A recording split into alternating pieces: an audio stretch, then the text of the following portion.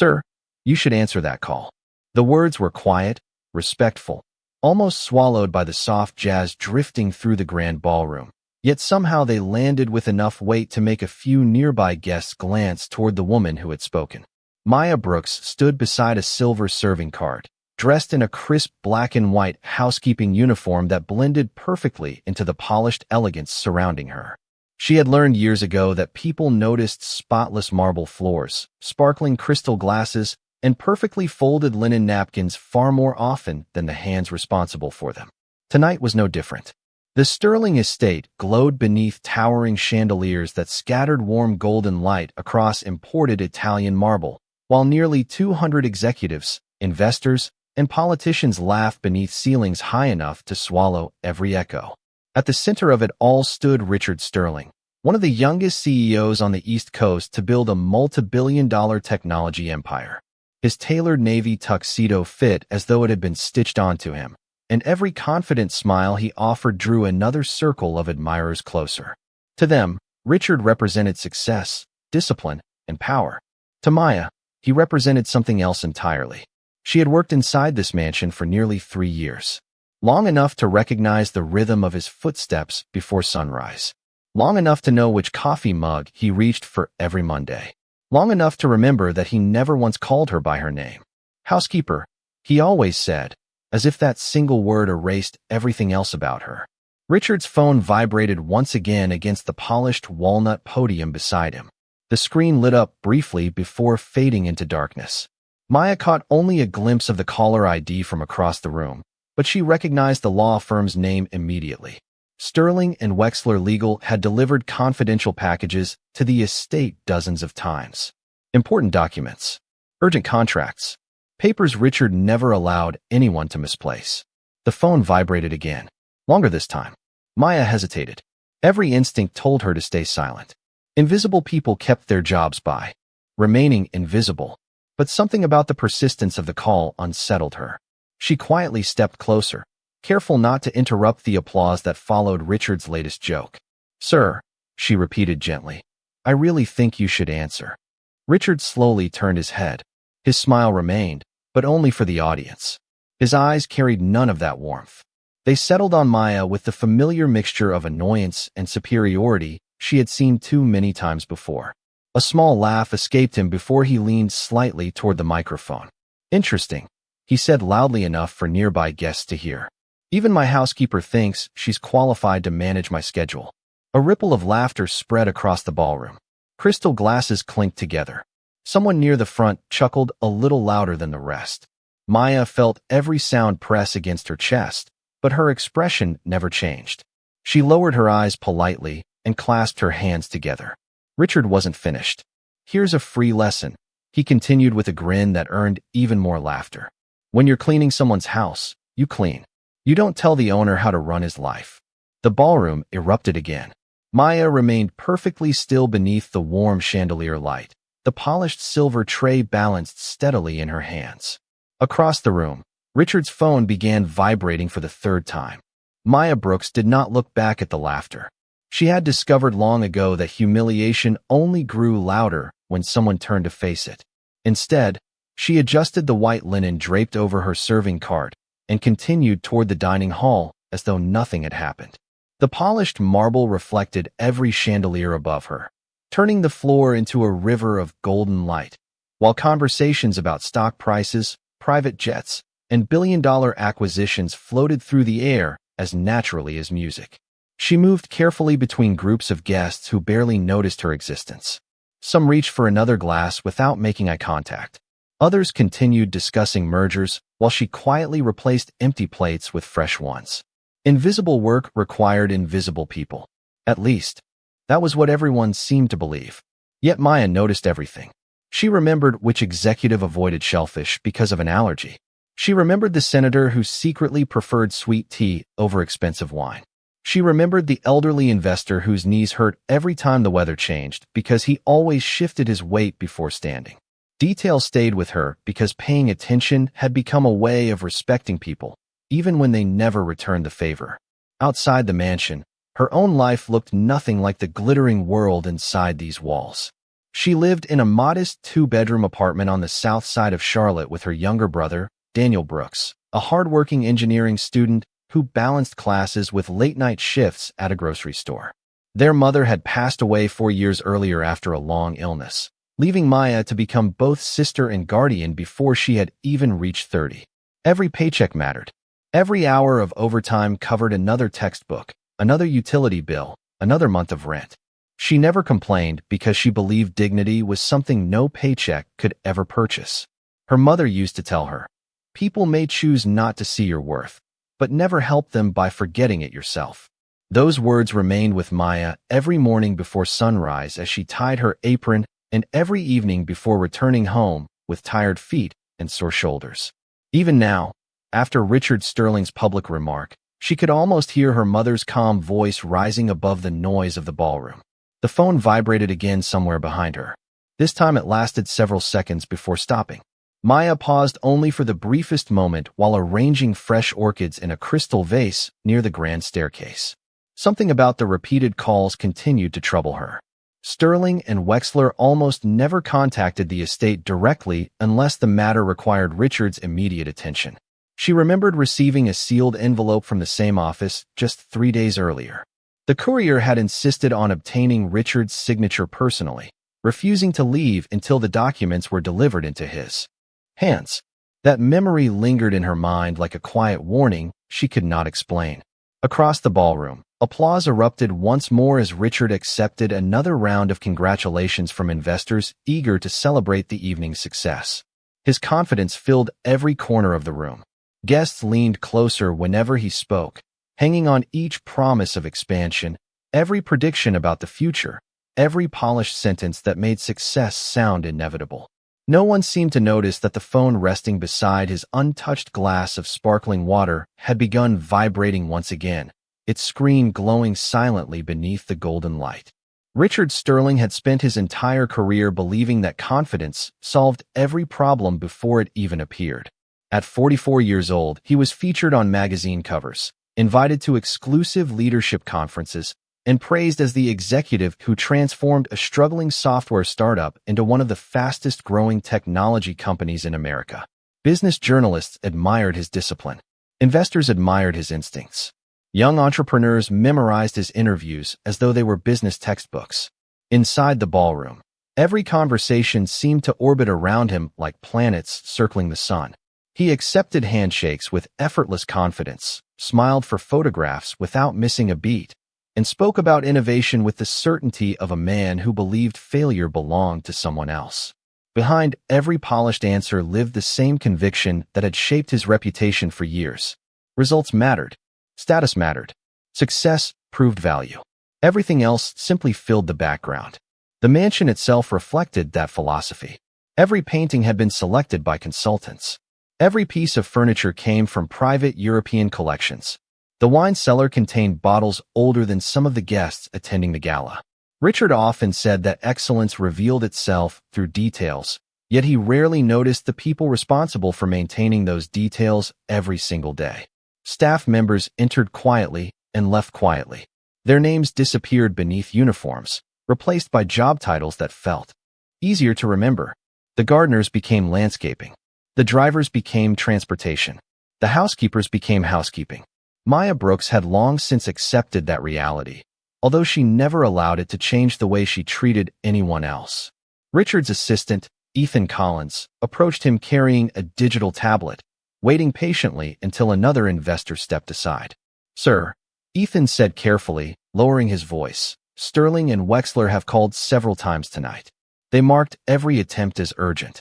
Richard barely glanced at him before accepting another congratulatory handshake from a venture capitalist standing nearby. "If it were truly urgent," he replied calmly, "they would have left a message worth interrupting my evening for." Ethan nodded, although uncertainty flickered across his face. He had worked beside Richard long enough to recognize the difference between confidence and stubbornness, yet challenging his employer in front of guests was never an option. He quietly stepped back into the crowd as another round of applause filled the room. Richard raised his glass with practiced elegance and thanked everyone for believing in his vision. He spoke about the future, about expanding into international markets, about opportunities waiting just beyond the horizon. Every sentence sounded polished enough to appear in tomorrow's financial headlines. Meanwhile, the phone resting only a few feet away vibrated once more against the smooth walnut surface, its gentle hum almost disappearing beneath the music. Several guests briefly looked toward the screen before returning their attention to Richard. No one mentioned it. No one wanted to interrupt the most important man in the room over something as ordinary as another phone call. Across the ballroom, Maya watched silently while placing fresh dessert plates onto an antique buffet table. She noticed Ethan glance toward the phone again, then toward Richard, then quietly lower his eyes. The room shimmered with expensive crystal, tailored suits, and confident laughter, yet beneath all the luxury, something invisible had begun to shift. Like the first distant roll of thunder before a summer storm, the unanswered calls continued, patient, persistent, and impossible to silence forever. The music softened as servers carried the first course toward tables dressed in white linen and polished silver. Outside the towering windows, twilight had settled over the Charlotte skyline, painting the glass with deep shades of blue while the estate shimmered with warm golden light. Inside, the celebration continued without interruption. Richard Sterling stood surrounded by investors discussing the final announcement he planned to make before the evening ended. According to everyone in the room, tomorrow would mark the beginning of the largest expansion in his company's history. Millions of dollars depended on signatures that would be completed before sunrise. Richard welcomed every compliment with calm confidence, convinced the future had already been secured. Then the phone vibrated again. This time the sound lasted longer, echoing faintly against the smooth walnut podium before stopping all at once. Ethan Collins noticed it immediately. His shoulders tightened. He leaned closer once more and spoke quietly enough that only Richard could hear. "Sir, they have called 6 times now. Should I at least see what they need?" Richard smiled without taking his eyes off the guests gathered around him. "No, tonight belongs to the people in this room, not to lawyers who cannot solve anything without interrupting dinner." Several executives laughed politely, eager to agree with whatever the successful chief executive happened to say. Ethan stepped back again, uncomfortable but obedient. Across the ballroom, Maya Brooks had just finished replacing a tray of coffee cups near the dessert table when the familiar law firm's name flashed across the phone screen once again. She was not trying to watch Richard's phone. The bright display simply reflected against the polished surface of the podium, impossible to ignore from where she stood. Sterling and Wexler. The same name. Again. Her heartbeat quickened. She remembered the courier's anxious expression from 3 days earlier. She remembered the instructions requiring immediate delivery. She remembered the red label stamped across the envelope that read time sensitive. Every instinct told her something was wrong. She stood motionless for only a second before quietly walking toward the podium with measured steps, careful not to disturb the guests. As she approached, Richard finished another conversation and reached for a glass of sparkling water. Maya stopped several feet away, maintaining the respectful distance expected of every member of the household staff. "Excuse me, sir," she said softly. Richard looked at her with visible impatience. "What is it now?" His voice was calm, but the irritation beneath it was unmistakable. Maya kept her hands folded in front of her. "I apologize for interrupting, but the same office has continued calling for quite some time. It may be something that cannot wait." Richard let out a slow breath and glanced briefly toward the glowing phone before returning his attention to the guests. "Do you believe you understand corporate business better than I do?" Several people nearby turned toward them. Conversations faded into curious silence. Maya lowered her eyes respectfully. "No, sir. I only thought the call sounded important." Richard gave a dry laugh that spread quickly through the small crowd gathering around them. "Important," he repeated. "Your responsibility is making sure this house stays clean, not deciding which conversations deserve my attention." More laughter followed. Maya felt the familiar weight of judgment settle over the room, yet her voice remained steady. "I understand, sir. I simply did not want you to miss something urgent." Richard slowly picked up his phone, looked at the flashing screen for less than a second, and with a dismissive smile pressed the side button, sending the call straight to voicemail before placing the device face down on the podium. The screen went dark. The ballroom filled with applause once again as Richard resumed speaking about leadership and vision. Maya quietly stepped back into the shadows of the room, but somewhere beyond the music and the laughter, an opportunity had just slipped silently away. The laughter gradually returned, but something had changed inside Maya Brooks. It was not anger. It was disappointment. The quiet kind that settled deep in the heart after watching someone choose pride over wisdom. She picked up another silver tray from the service station and continued moving through the ballroom with the same calm professionalism she had shown every day for the past 3 years. Guests smiled at one another. Waiters carried perfectly plated meals across the polished marble floor, and a string quartet played softly from the corner beneath a sweeping staircase wrapped in white roses. Everything looked flawless. Everything sounded successful. Yet Maya could not shake the feeling that the unanswered phone call still lingered somewhere inside the room, invisible but growing heavier with every passing minute. Richard Sterling stood near the floor-to-ceiling windows, entertaining a circle of influential investors with stories about upcoming international partnerships. His confidence seemed untouched. He spoke with the effortless rhythm of a man accustomed to having every word accepted as fact. Every compliment strengthened his certainty that he controlled every outcome before it happened. Ethan Collins remained only a few feet away, occasionally glancing toward the phone resting face down on the podium. He wanted to speak again, but the earlier dismissal still echoed in his mind.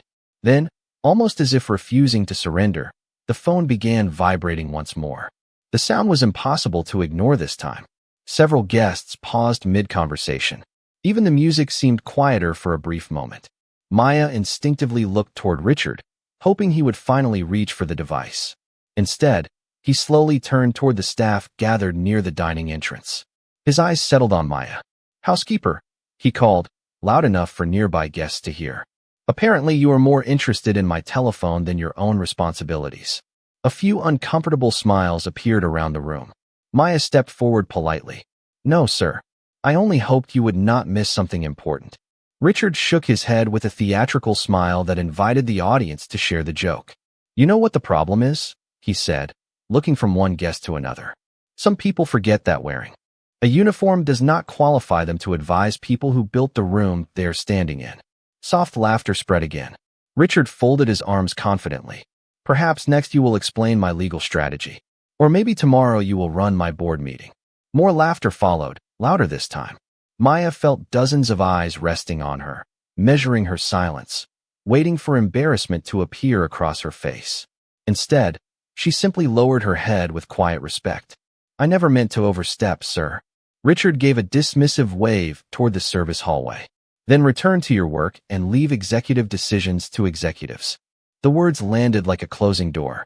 Maya nodded once. "Yes, sir." Without another sentence, she turned and walked away, her footsteps steady against the marble floor. She did not rush. She did not defend herself. She did not allow the laughter behind her to change the dignity with which she carried herself. As she disappeared beyond the ballroom entrance, Ethan watched her leave with visible regret before glancing once more toward the silent phone. A small notification light blinked repeatedly on the dark screen, followed by another. Then another. One unread voicemail became 2. Then 3. Richard never noticed. He lifted a crystal glass, thanked everyone for believing in his vision, and smiled confidently beneath the chandelier, unaware that every unanswered message was quietly bringing the perfect evening closer to becoming the greatest mistake of his career. Maya stepped through the service hallway and gently closed the swinging kitchen door behind her. Almost instantly, the laughter from the ballroom dissolved into a distant murmur, softened by thick walls and polished oak. The silence that replaced it felt almost sacred. Stainless steel counters reflected the warm overhead lights. Coffee machines hummed quietly, and the faint aroma of fresh bread lingered in the air. None of the kitchen staff said a word. They had heard enough to understand what had happened without asking. Maya placed the silver tray onto a preparation table with slow, careful hands, making certain not to disturb a single glass. She untied the neatly pressed apron from around her waist, folded it with the same precision she used every evening, and rested it beside the tray. For a long moment, she simply stood there, drawing a slow breath while staring through the small window in the back door. Outside, a gentle summer rain had begun to fall across the gardens. Tiny drops shimmered beneath landscape lights, turning stone walkways into ribbons of gold and silver. The fountain near the entrance continued flowing with quiet consistency, untouched by pride, wealth, or humiliation. Maya's reflection appeared faintly in the glass. Her eyes looked tired, but they were steady. She remembered something her mother used to whisper whenever life felt unfair. Character is revealed most clearly when nobody applauds it. Those words settled over her heart like a warm blanket. She reached into her apron pocket and carefully removed a small photograph that had become worn around the edges. It showed her standing beside Daniel on the day he graduated from high school, both of them smiling despite wearing clothes that had been borrowed for the occasion. She smiled softly at the picture before placing it back into her pocket. Losing this job would make the coming months difficult. Tuition payments were due soon. Rent would not wait. Grocery bills certainly would not disappear. Yet, even with those worries pressing against her mind, she found herself hoping that Richard had somehow decided to return the call. Not because he had embarrassed her. Not because he deserved another chance. Simply because she believed no one should lose something important when a simple act of listening could have prevented it.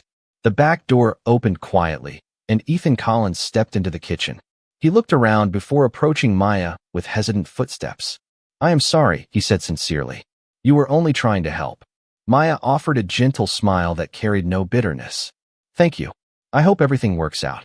Ethan lowered his eyes. "I should have insisted." Maya slowly shook her head. Everyone makes their own decisions. Neither of them spoke again. Beyond the kitchen walls, the distant sound of applause drifted through the mansion once more, followed by another round of cheerful conversation. The celebration continued as though nothing had happened. Then, through the silence, a faint vibration echoed once again. Not from the ballroom this time, but from Ethan's own phone. He glanced down at the screen. His expression changed almost immediately. The color drained from his face as he read the caller identification. Sterling and Wexler Legal.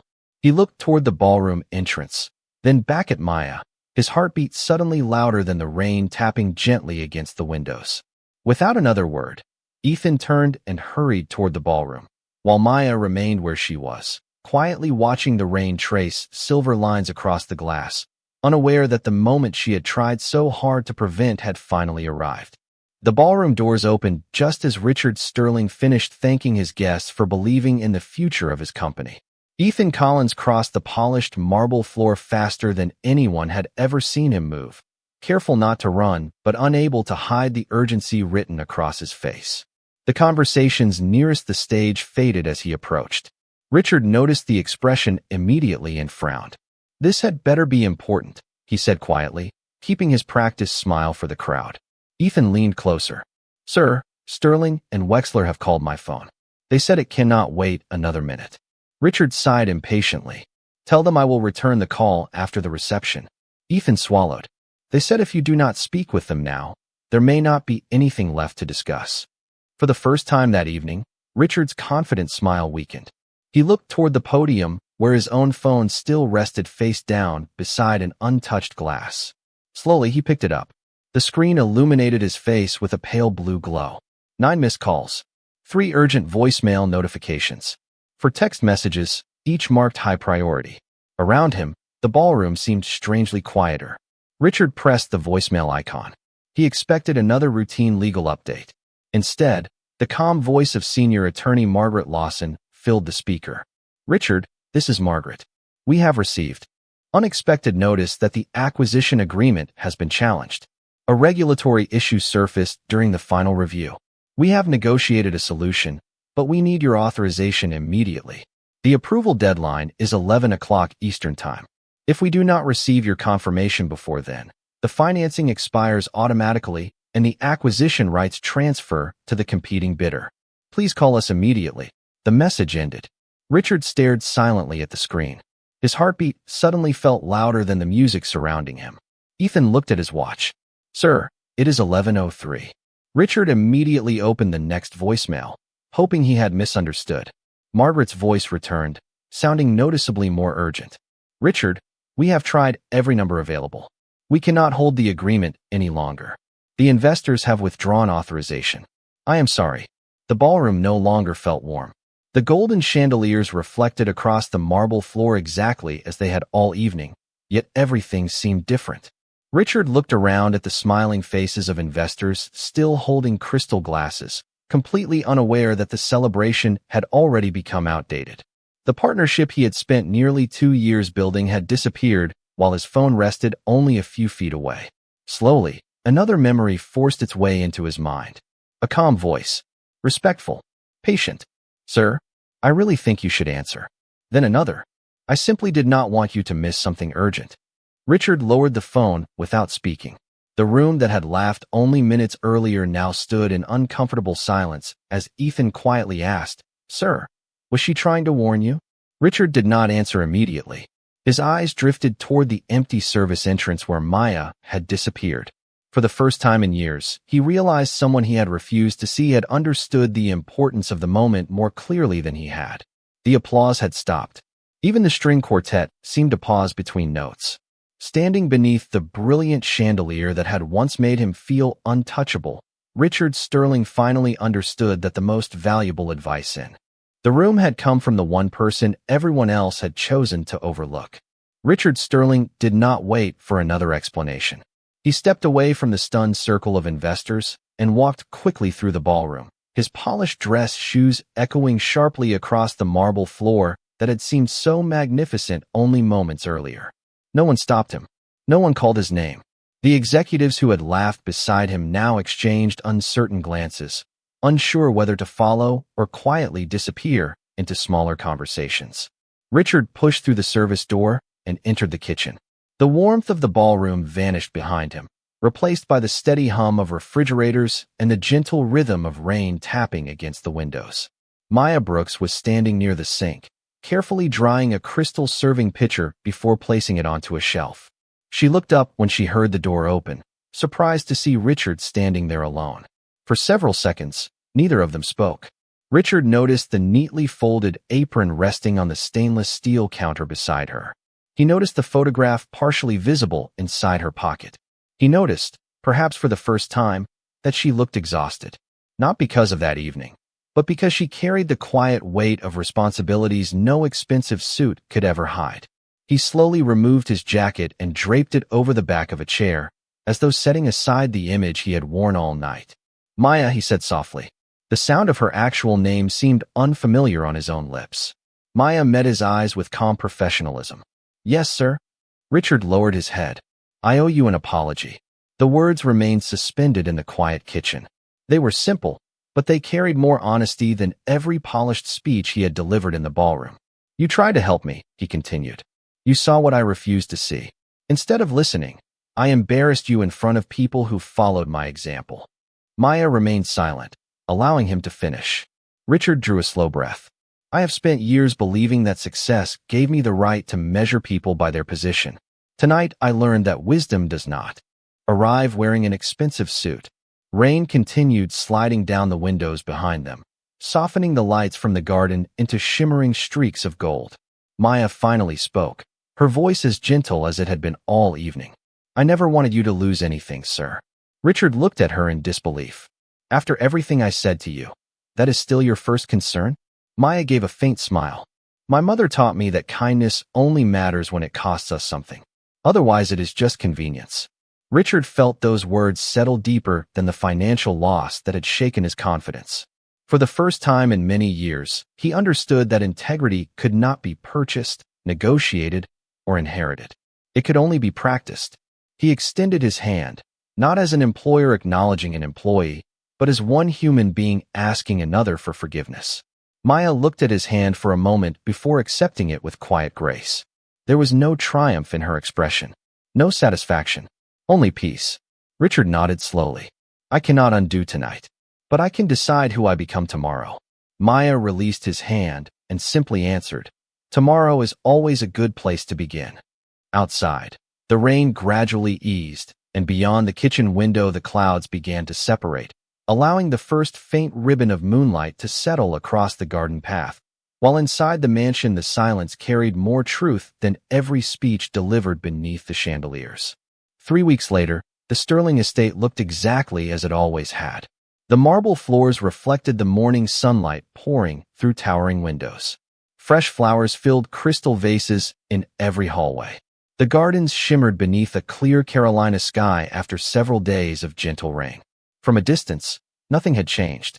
Yet anyone who worked inside the mansion could feel that something was profoundly different. Richard Sterling arrived earlier than anyone else that morning. Instead of walking past the staff with hurried steps and distracted eyes, he greeted each employee by name. He thanked the groundskeeper for restoring the rose garden after the storm. He complimented the kitchen team on breakfast. He held the front door open for the delivery driver struggling with heavy boxes. None of those actions erased what had happened during the gala, but they quietly revealed that the lesson had not faded with time.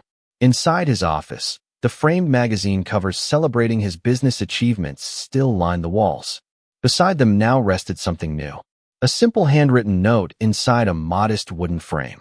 It read, "Character is revealed most clearly when nobody applauds it."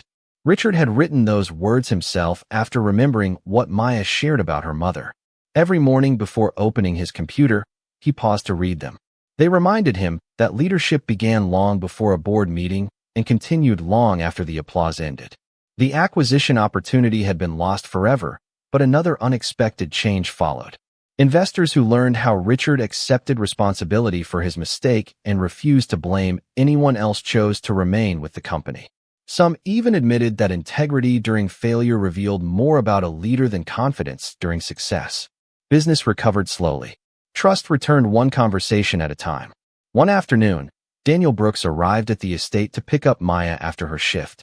Richard happened to be walking across the front entrance when he noticed the young engineering student waiting beside an older sedan with a backpack full of textbooks resting on the passenger seat. Instead of continuing toward his own car, Richard introduced himself. The conversation lasted only a few minutes, but before it ended, Richard asked Daniel about his studies, listened carefully to his dreams, and later arranged a paid engineering internship at one of the company's research facilities. He called it an opportunity earned through talent, not charity. Daniel accepted with gratitude, understanding that respect carried greater value than any favor. As the afternoon sun stretched long shadows across the stone walkway, Maya finished locking the supply closet and stepped outside. Richard reached the entrance a moment before she did. Without hesitation, he opened the heavy oak door and stepped aside. "After you, Maya," he said with a quiet smile. She thanked him and walked through the doorway with the same calm dignity she had carried from the beginning. There was no audience watching, no executives, no investors, no applause, only the soft breeze moving through the trees and the warm light settling across the front steps. Richard remained standing for a moment, watching the staff leave for home one by one. He understood now that the strongest people were often the ones who never demanded recognition, and the greatest opportunities were sometimes delivered through voices the world ignored. Maya waved to Daniel before climbing into the car. As they drove away beneath the golden evening sky, the mansion gradually disappeared behind rows of oak trees. The silence that remained no longer carried the weight of pride. It carried the quiet peace that arrives when respect finally replaces prejudice, and when one simple decision to listen becomes the beginning of a better life for everyone.